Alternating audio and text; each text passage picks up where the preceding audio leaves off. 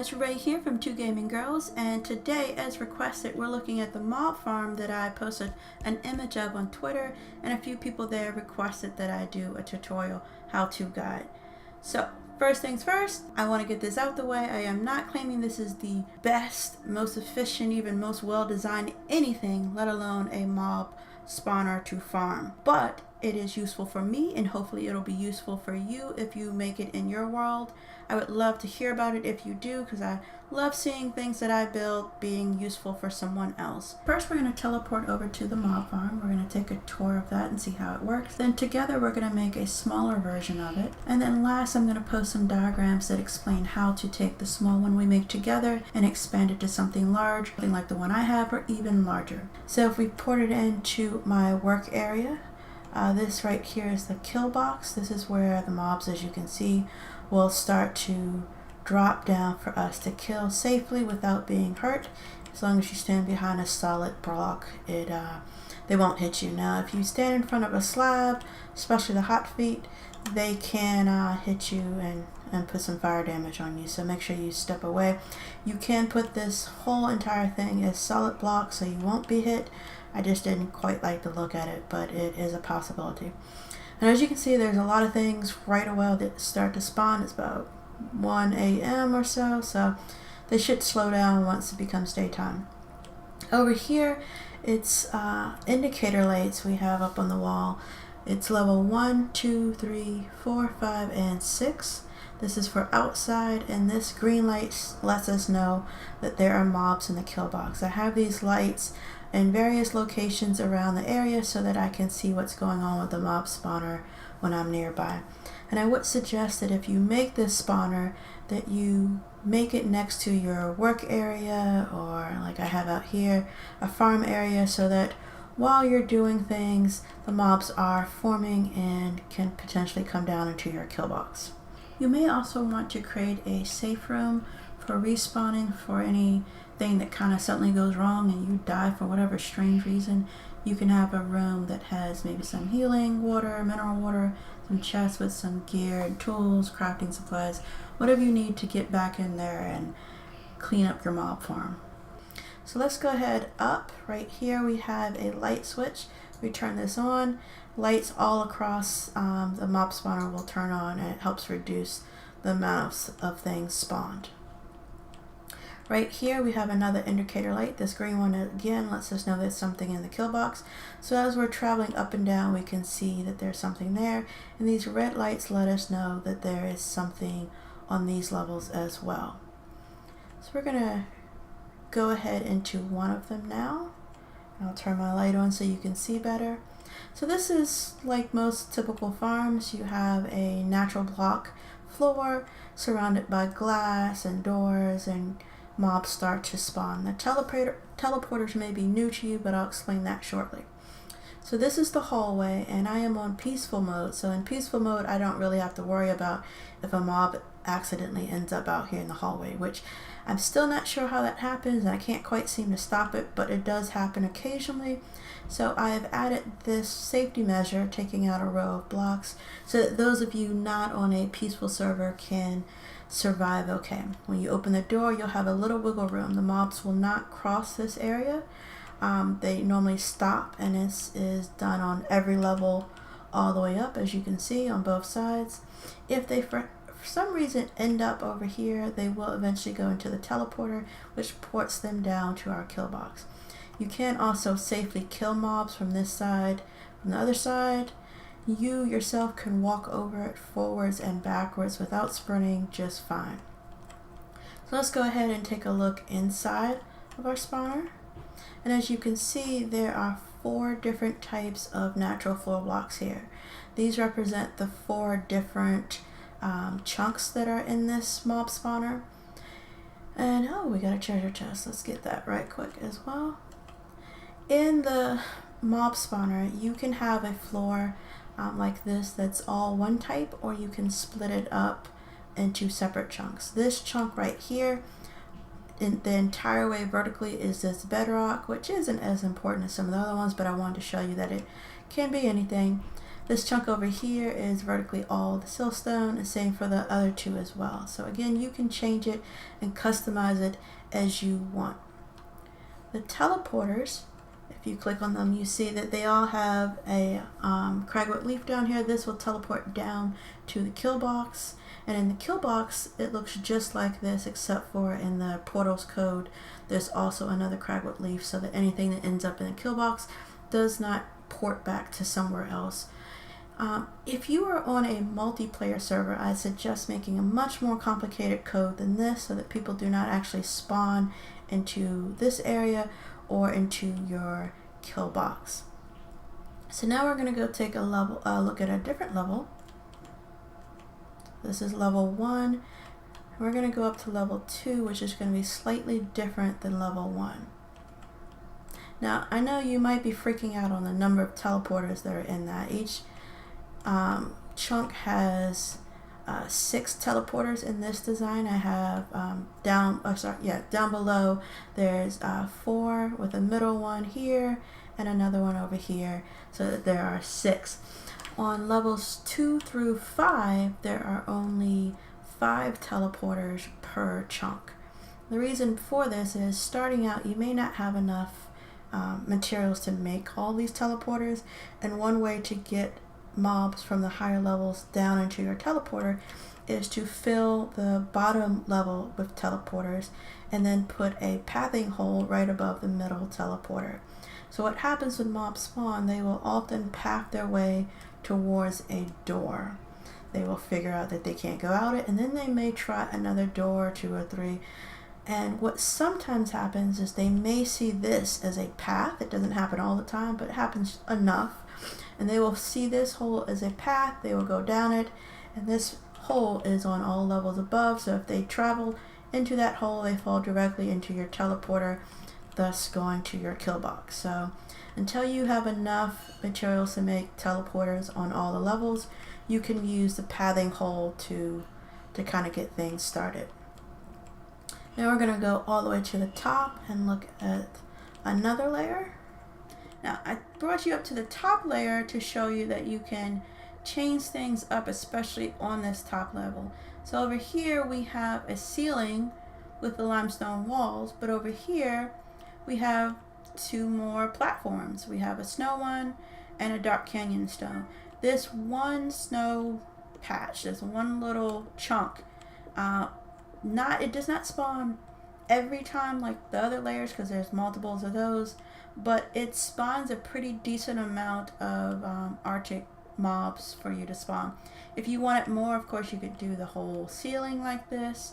It also has the pathing hole in the center, and then it also has a ring cut out around it so that nothing spawns and then walks off the edge of the farm itself. It will fall down to this level and again eventually path down here. So now we're going to go downstairs and we're going to take a look at the outside of this. I'll be right back. As you can see, this is a pretty large mob farm. Don't let that scare you. We're not going to be building this today. We're going to be building something about the quarter of its size. This is actually 5 levels and 4 chunks. We're going to be building one chunk, which is from this corner over to this marker here, and we're going to be doing one level, which is there up to the next row.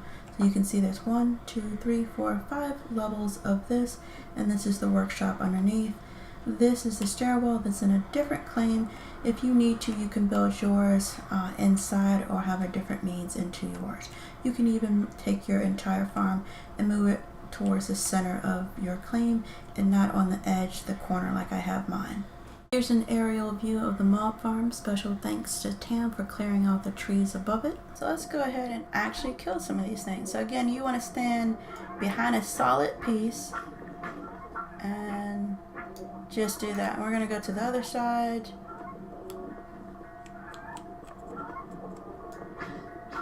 Now with the hot feet, I do stand back a little bit more. They seem to have a different kind of range and they will set you on fire. If the Murus are just standing there kind of growling at you, then you know you're safe. They start moving their arms, you might want to back up a little bit. We're going to kill everything in here. and see what we get.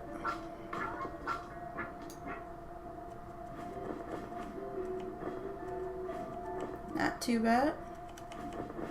Now, I would say you need to be careful when you're killing them that they're not standing right on top of the teleporter so that you can pick up their bag easier.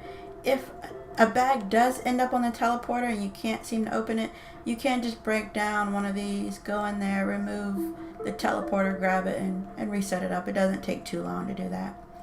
But now that you've kind of seen what it looks like, we're going to go make our own. We're going to do one that's the size of this room, that's one chunk, and I'll then explain how to increase it to something larger if you want.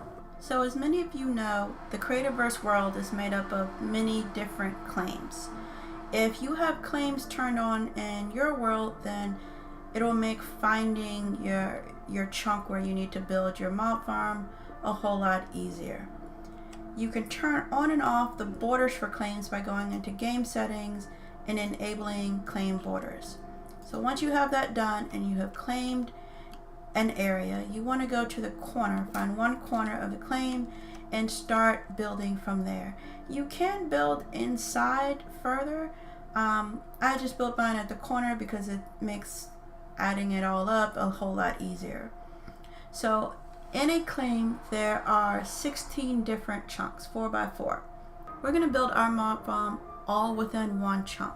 The theory I have behind that is that since it's one chunk, the mobs will be focused solely on creating mobs of the type that we put down. So if we put down hardened lava throughout the chunk, then it's not competing with grass blocks, it's not competing with corruption blocks.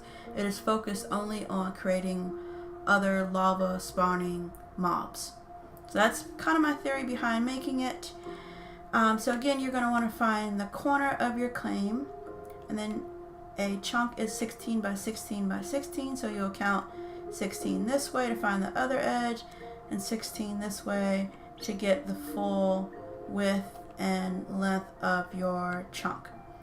Once you do that, you also need to find the vertical height of the chunk, so where it starts the chunk. Since it's a chunk is 16 by 16, then you need to find a multiple of 16 vertically to build from. If we hit // you can see the middle number, our Y, we're at 93. So multiple of 16, of course, would be 96. So we need to go up 3 more levels to 96 for us to start building from. So I'm going to build up one more, hit // and you can see that we're at level 96. I can then, everything from this layer on, so everything from here on is in a new chunk, and I can start building all the way across this way and that way and up another 16 blocks, and it will all be in one chunk. If you don't have claim borders on, or if you just want to double check that you're in the correct chunk, there is another way you can do it. You can go to an area, and we're going to go right here, and we're going to hit /SIM, and you're going to see a different kind of coordinates. You get the chunk of vector, which is -64, 5, -9. If we move over some and use that same, you see we're now at 63. We've moved one chunk over. If we do that difference here, we can see we're in 64, 5, 9, and we come over, we're now at -10 on that last number. So again, if I go any of these directions, that number will change slightly. So as long as when you hit /SIM that the coordinates stay the same, then you are good. Again, you're going to need to go vertically. So once we go vertically, you can see that middle number will now be 6. Now, I normally start my mob farm at this level. You can do this underground. You can do this way up there. Any multiple of 16 is where you can start. I normally pick 96 because normally you can find an area in the world that you don't have to clear out too much in the way of like trees and stuff, which makes building vertically a whole lot easier. If you build it underground, of course, you're going to have to carve out that 16 by 16 by 16 space at the correct height level. So let's go ahead and finish outlining our kind of floor. You want to outline it in a crafted block. It can be any kind of crafted block you want, but it does need to be a crafted block so that mobs aren't trying to form on them and spawn. You need some safety areas while you're inside your farm. We'll come around, do this last side.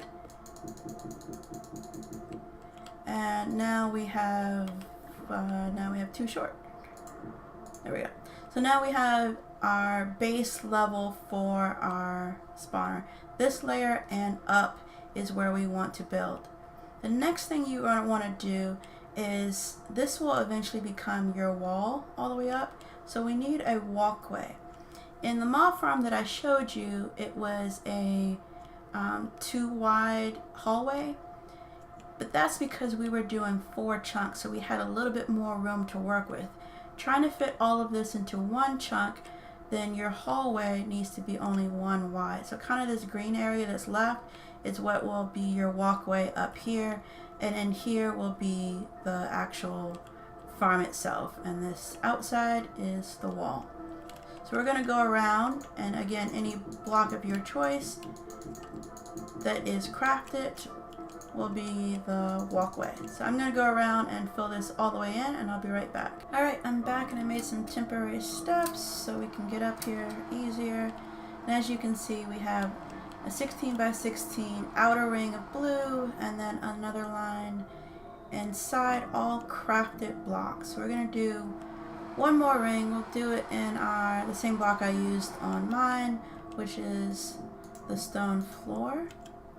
Now, on mine, I did the stacked stone and the limestone kind of mixed, and then I changed the floor, like right under the glass area, to be something different, just because it made it a little bit easier to see where your glass was.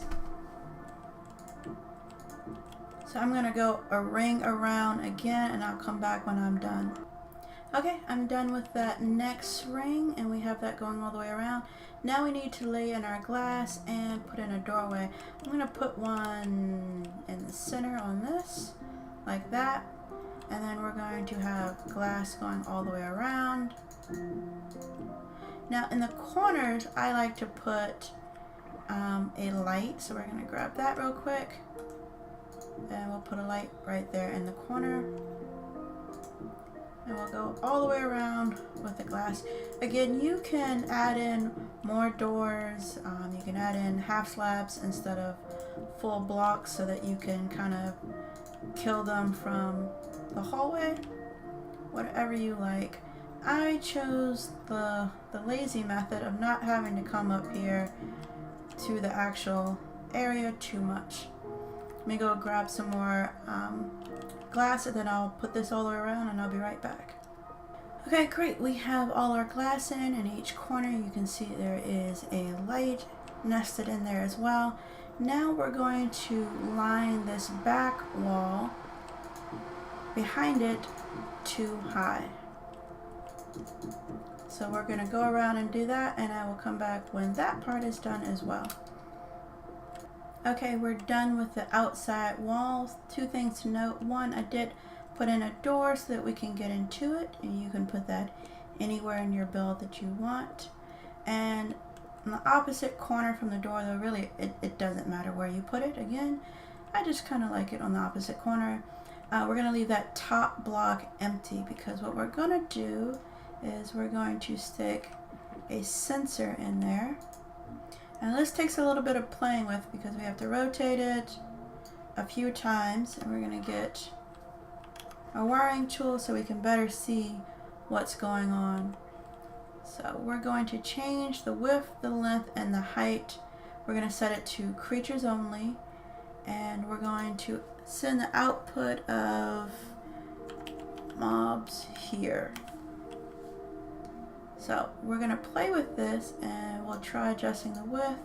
So that's going vertical, and we don't want that. We want it to go forward, to the right, and down. So we need to turn this a bit more.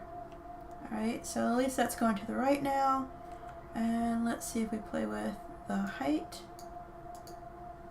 That goes that way. So this is exactly what we want. We're going to change that. I think it needs to be, what is that? I believe the inside is 10, 11, 12, 13, so maybe 14, is it? So I was right. That made me think I was crazy. But this one may not be 14. Yep. I was right the first time. We're going to ignore everything else that happened and just remember that I was right. 14. Okay, so we have that set. It is set to send out mobs are here.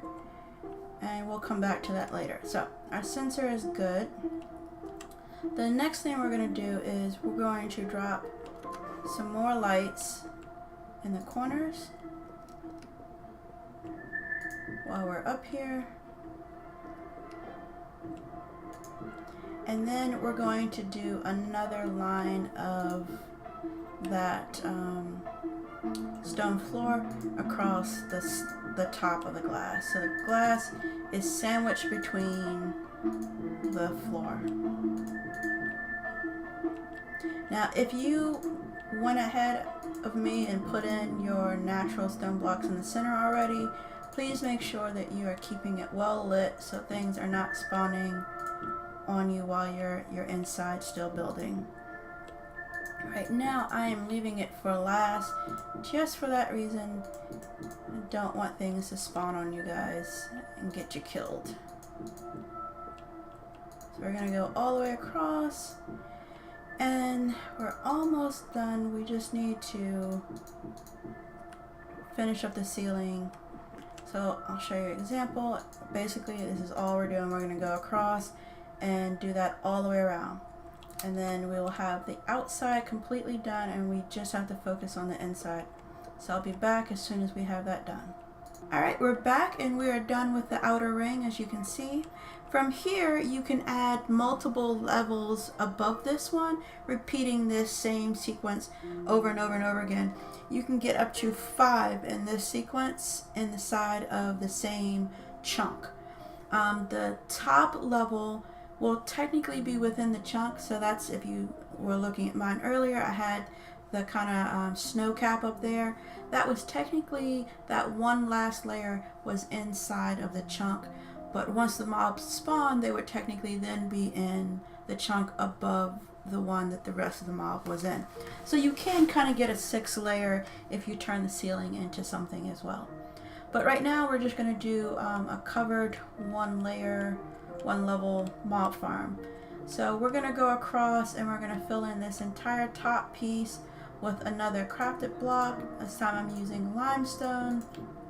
And if you ever need limestone, you can get it by going into the ocean. I believe Avalar AD was the one that had that little gem. It's very handy. You just go to the ocean, go underneath, and there's layers of limestone there. So I'll finish filling this in and I'll be right back. You know, I forgot to mention that you can technically leave this open if you're only doing 1 level. You can kind of run a 2 wide beam across both the width and the length, and you can walk across this and just reach down and pick up stuff, loot the chests that spawn without having to actually go into the farm itself. It only really works well with 1 level though. If you try to do that on top of something that's multiple levels, you have this real weird spawning thing where things get pushed out. It's not sure the whole reason, but from what I found, it only works if you're doing a 1 level mob farm. So now it's time to do the bottom, and before we put in the natural blocks. We're gonna line the area with, again, a crafted block, so that anything that spawns will go to the above section and not below. I'll be right back when this is done. Alright, we're done, and as you can see, it is getting a little dark in here now. We're going to go ahead and line this now with our natural floor, and this will be the siltstone that I'm going to use. Just keep it simple, something easy. So once we have this all filled in, we're going to move over to setting up the kill box and making sure that we have some indicator lights for when things have spawned in here, when things are spawned into the kill box, and we're going to set up a light switch for our light as well. Alright, so that is the inside taken care of. Let's go ahead and set up our light switch right here. We'll put it on the outside. We'll put it down here for now, and we're going to take our wiring tool and we're going to hold down shift so that we keep this, and we're going to simply click on all 8 of these lights. At the end of this video will be some diagrams that tell you how many blocks you need for a couple different versions of this mob farm, including things like lights and sensors, natural blocks versus crafted blocks. Alright, so now our light should be set up. Let's test that out. Let's turn them off. Looks like everything is off. Good to go. Turn it back on. And again, you can add more lights if you want, if you think this isn't quite enough for you. So now for our kill box. So the kill box is a 5x5 square, and we're gonna ring the outside with a crafted block of your choice all the way around. We're gonna leave an opening temporarily right here in the middle so that we can put down a teleporter in the center of that new square there. We're gonna give it a code, and then we're gonna mimic that so that anything that comes here gets ported right back to this same location. So anything that goes through can't go anywhere. From there, we will close up this square. We don't need it anymore, and we're gonna use some half slabs. I'm gonna put one down, and I'm gonna rotate it so that it's that way. We're gonna go all the way around. Now mine was bumped up against a wall, so I didn't have to do the back side, but this is out in the open, so we'll go all the way around with this and a complete square. And then on the top, you're gonna want a solid block. I found that half slabs didn't work well, that sometimes mobs would come in here and jump or do something and glitch through the top. So solid blocks along the top seem to do the trick into keeping them contained. And that is our kill box. So now on the inside, let's make sure our light's on. We're going to go put some teleporters down for them to port to, or from rather. So I like to do mine when it's just a one chunk like this and kind of a pattern.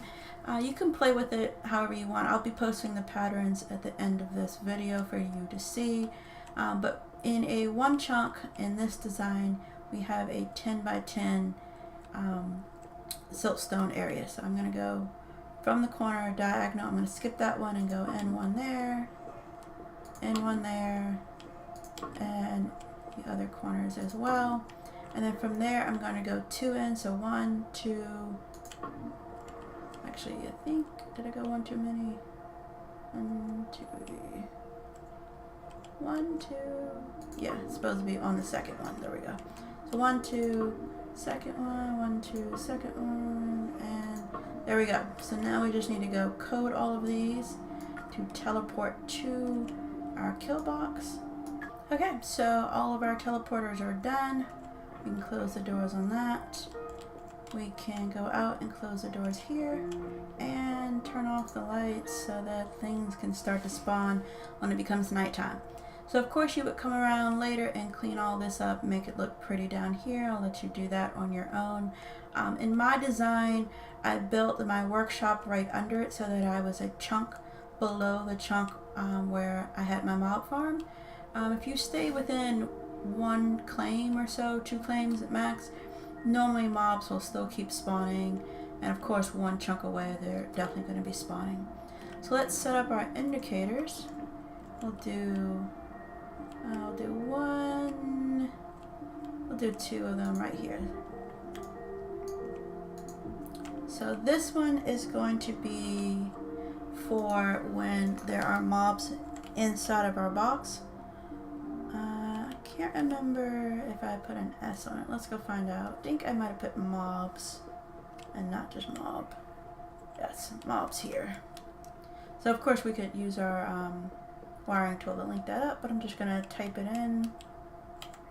So mobs here, we're gonna set it for a red color. I'm gonna turn the interact off because I don't want to accidentally switch it as I'm walking by, and save that. And then for this one, we're gonna set up another sensor over at our kill box. And you can, the way I have mine, it's dug into the ground like this. And then we will turn it. Let's go ahead and give it a width of 3 so we can kind of see what it's doing. Looks like it's going down.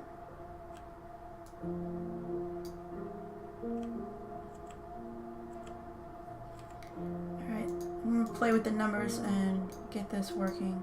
I'll be right back. Okay, so we have it working, and it was a 5 by 2.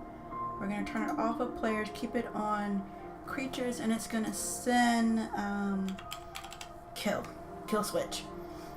So anytime mobs appear in this area, it will set off the mob switch, the kill switch rather. And then over here, actually we can just link this. We'll send this to this one right here. We're going to change the color to a green so that we know we have something in the box. And of course you can separate these however you want. It is kind of nice having your kill box outside of the chunk that you've built your mob farm in. That way the count, I don't know the exact count, but most games have a maximum number of mobs in a certain given area, and I'm assuming Creativerse is the same, where there's a certain number of mobs within a chunk or a claim. So removing them to a nearby chunk may potentially, I have no proof of this, but may potentially allow more mobs to spawn in your mob farm and not be counted against you. Alright, so now we just need to let it get to be nighttime and see what happens. So it's 11 o'clock at night and we finally have some mobs. You see, one is up there and it just literally popped out of nowhere. So those are things I can't quite control. You could technically build up more layers of crafted blocks to maybe kind of deter that from happening, but it does happen. Alright, so in this single, there's another one. Yeah, we might have to make an adjustment. In our single chunk mob farm, it will take a little bit longer to have things spawn down into the kill switch, just because it takes longer for them. There's not as many of them and they take longer to wander into the box. So we'll give it a little bit more time and see what ends up inside the box. You know, while we wait, I'm gonna go ahead and just double layer this. I've seen 3 mobs suddenly just pop out of the top. So I'll cut back in when I'm done with this and kind of see if that helped things. So I'm back and I figured out the problem. Basically, when I built mine, My version had a whole bunker in my workroom underneath it, and it was big and well lit, and so mobs never came down there. Here we had a very tight area that was not well lit, so I've gone ahead and filled it all in.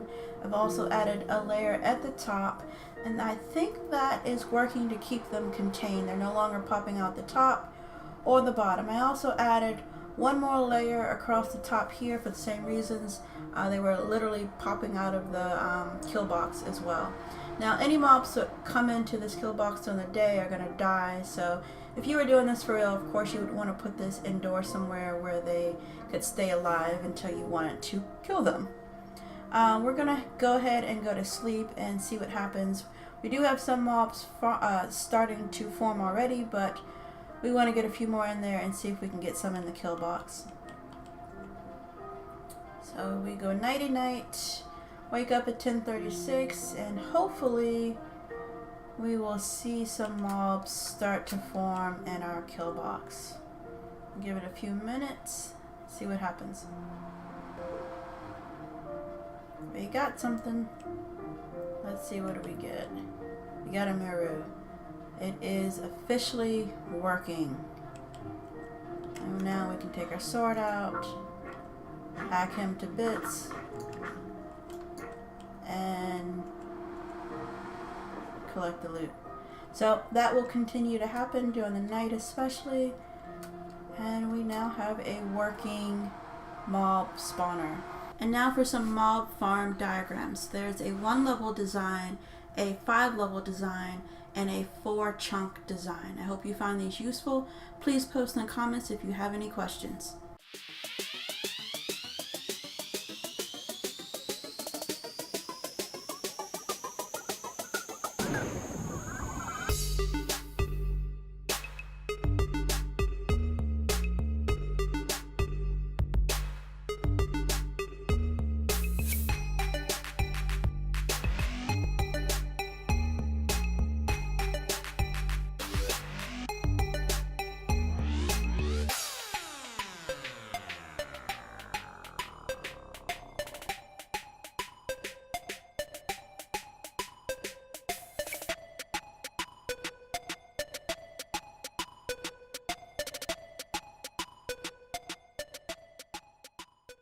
If you do use this build in one of your worlds, please come back and post in the comments below. We'd love to hear all about it, especially if you're approved upon it. We'd love to share that with the community so we can all grow and get better at this awesome game called Creativerse. If you enjoyed this video, please like and subscribe, and we'll catch you next time.